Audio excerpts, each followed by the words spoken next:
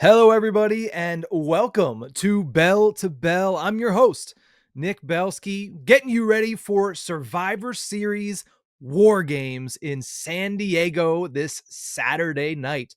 Before we get started on our preview, our predictions, telling you everything that I think is going to happen at Petco Park, remember, if you enjoy the content, to like, share, subscribe at Nick Belsky on YouTube, or you can find every episode of Bell to Bell on Spotify or Apple Podcasts. But let's get into it because I'm extremely excited for this weekend's pay-per-view, or PLE, pardon my French. But when you look at this, it's considered to be one of the big four PLEs for WWE, right? It is Royal Rumble, it is WrestleMania, it is SummerSlam, and it's Survivor Series.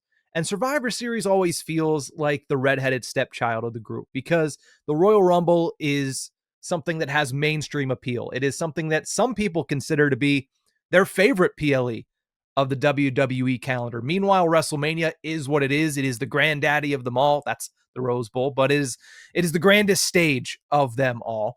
And it is really the Super Bowl for WWE. So obviously that's going to be held to a high pedestal. And then SummerSlam is considered by many to be that number two, right behind WrestleMania. It is essentially WrestleMania in a warm climate. I heard that earlier this week on an interview. I can't remember exactly who it was. It might have been Cody Rhodes, but I can't remember who it was. But Survivor Series is the one where, yes, there's been so many massive moments, but when you compare it to the other three PLEs, it's not thought of in the same light. Well, this year, WWE is proving to us that it should be. Over the last couple of weeks, we've gotten some of the best Monday Night Raws we've had all year long, all leading up to what has out of nowhere become a completely stacked Survivor Series card. So let's go through the match card right now. 4 matches on deck for Survivor Series War Games,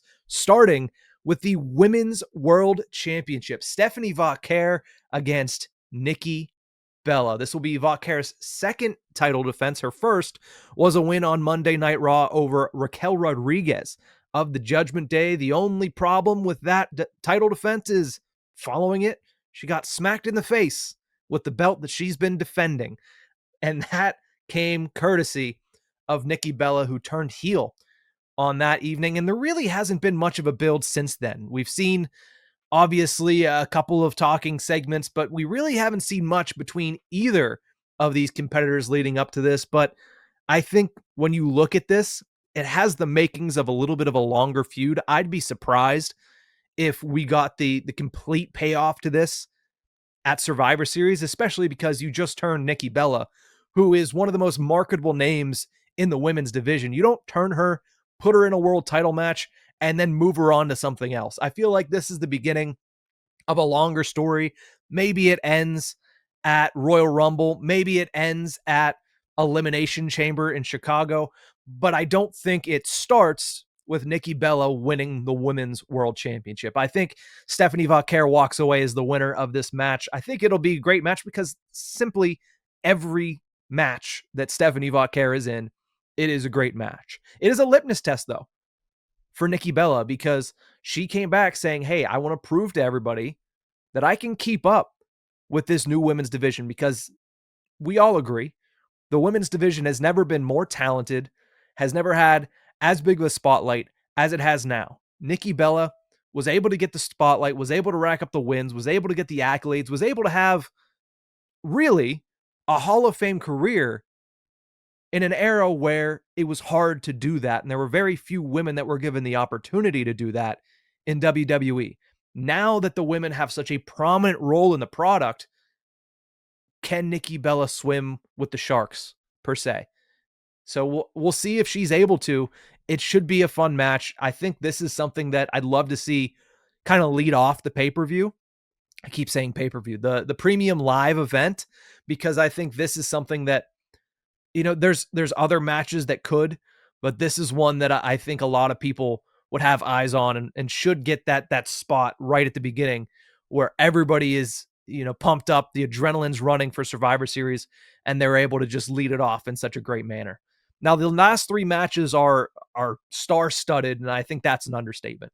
Let's start with the Intercontinental Championship match. John Cena, in his last ever PLE performance, taking on the hometown kid, Dirty Dominik Mysterio. This is going to be a payoff match, simply because after this, there is one match remaining, one appearance remaining for John Cena, and that is at Saturday night's main event, where he will be facing one of, at this point in time, 6 competitors, none of them named Dominik Mysterio. So the question becomes, is that last match ever for John Cena going to be for the Intercontinental Championship?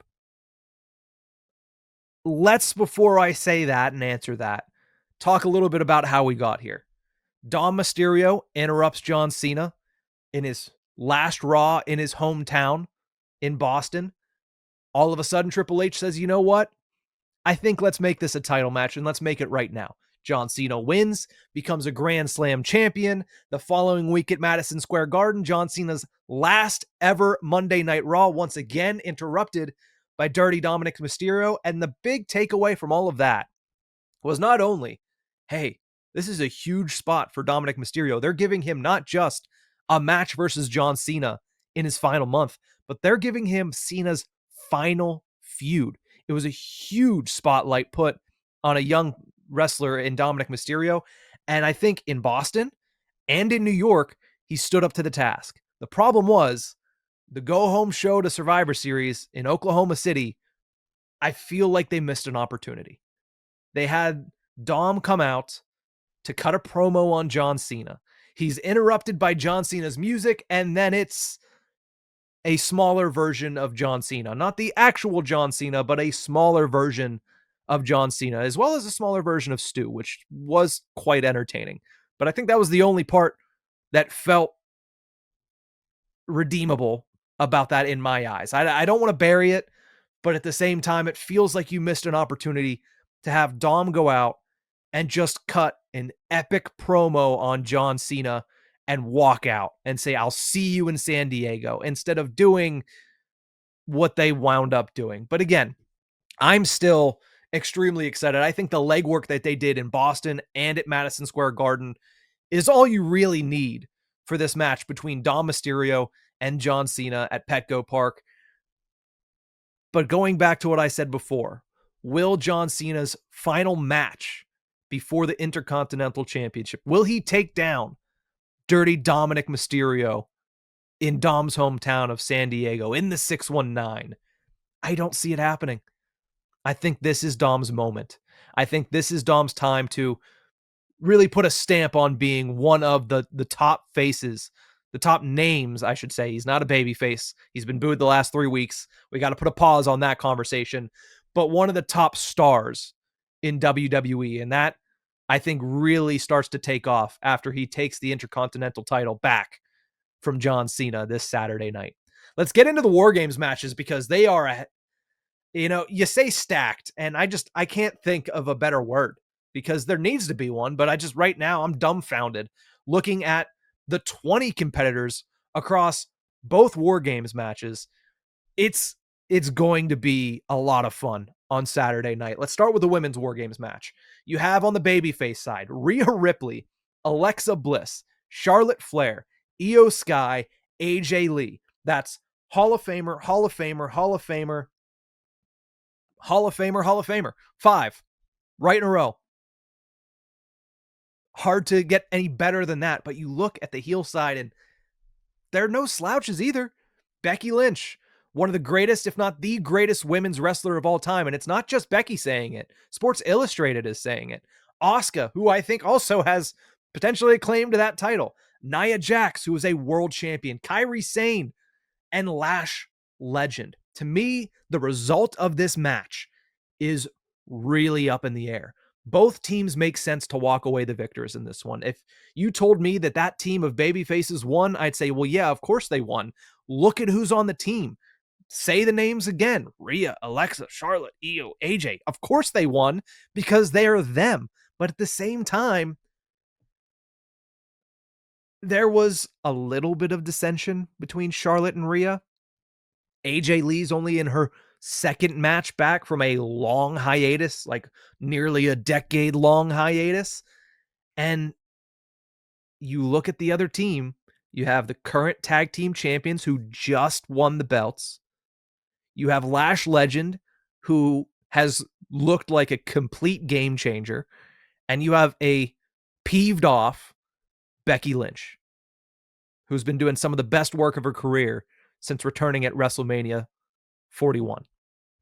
So I really think that this is up in the air, but I'm going to end up picking the babyface team. I'm going to stick with Rhea, Alexa, Charlotte, Io, and AJ. And that's, it might be too much of a galaxy brain situation. That's in large part because of what I believe happens to close out the show. So I don't think they're going to double down on what they end up doing in both War Games matches. So I think the baby faces walk away. Now, as far as who gets the pin and who takes the pin, I think it's going to be Io Sky pinning Asuka, because there's a lot of talk about, Becky Lynch coming out on Monday Night Raw saying, I constructed this team of heels. There's a lot of people looking at it and saying, okay, Lash Legend, myself included, has stepped up and become really prominent. There's a lot of people on the other side saying, well, the leader is Rhea Ripley because Rhea Ripley is the biggest star in that group. But also there's some people that are saying, well, if Becky's the frontline person on the heel side, then AJ's the frontline person on the face side. But really, this is something that comes down to Io Sky finally putting a bow on her long-standing rivalry over the past couple of months with the Kabuki Warriors and pinning Asuka, who is clearly the main antagonist of this entire situation. I think it also elevates Io once again, pushes her towards the main event scene, towards the Women's World Championship. And I think that could be something that you look at and you see Rhea Ripley, who got the pin in last year's War Games, saying, oh, I wasn't the frontline. I wasn't the frontline star in one of the biggest PLEs of the year. I wasn't the one to get it done. And Rhea Ripley, who at the end of the day, what did she say was the reason that her and Charlotte had beef? Because they both wanted to be on top. They both thought that they were the best. And what is the main point of contention? Very little contention, but the main point of contention anytime Rhea Ripley and Io Sky are butting heads, they want to be considered the best. Io Sky has bested Rhea Ripley every single time. If Io goes out and pins Asuka to end War Games, maybe it starts to plant the seeds of what could eventually become a Rhea Ripley versus Io Sky payoff match at WrestleMania in Vegas. Let's close this out with a men's War Games match, because 10 absolute superstars. I mean, Bronson Reed, Braun Breaker, Logan Paul, Drew McIntyre, and Brock Lesnar, who needs a little bit more tread on his shoes. Come on, Brock. You got to stay upright. You got to stay upright.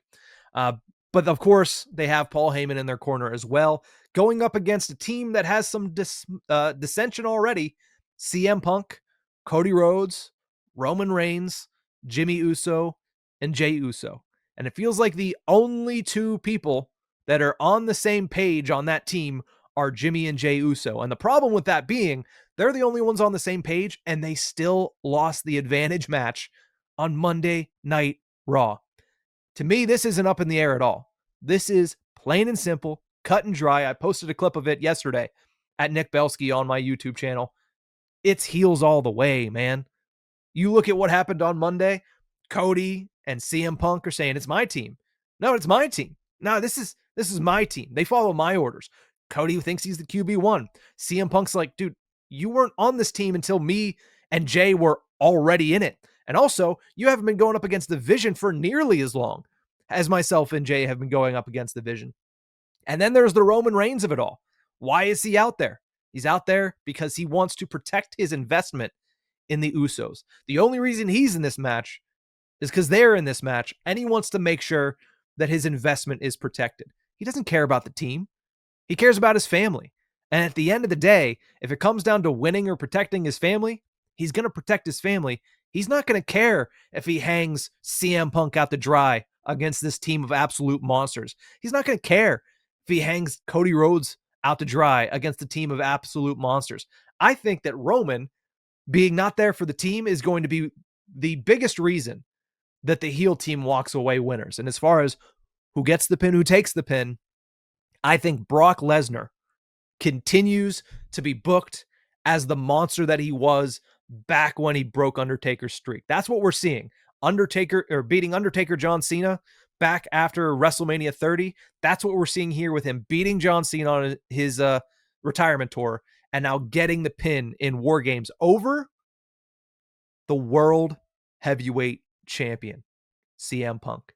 And what I think that sets up, if I could fantasy book really quickly, is a matchup between Brock Lesnar and CM Punk at Royal Rumble, because I don't particularly have much interest in seeing Brock Lesnar in the Royal Rumble. I think there's so many talented superstars, so many people I want to see have moments in the Royal Rumble, and the second Brock comes in, at least 5 of them are just being fed to him. So I don't know if I'm interested in seeing Brock Lesnar in the Royal Rumble, but I would be interested in seeing Brock Lesnar versus CM Punk. Brock Lesnar with Paul Heyman in his corner against CM Punk. And what I think happens there, again, still having my fantasy poker hat on, I think the fact that Brock gets the pin on Saturday and the fact that Brock gets the first shot at CM Punk is something that might upset one Braun Breaker. It might cause a little bit of interference that allows CM Punk to get the win and to go into WrestleMania as the World Heavyweight Champion. Meanwhile, we start to set the seeds for Brock versus Braun Breaker at WrestleMania, which I think a lot of people, myself included, would like to see. But that's going to do it for this preview and predictions episode of Bell to Bell. Thank you guys so much for tuning into this one. Remember, we have new videos every single week, so make sure that you hit that subscribe button to keep up with everything we're talking about, WWE-wise or Pittsburgh sports-wise, at Nick Belsky on YouTube. But that's going to do it for this one. We'll see you guys next time.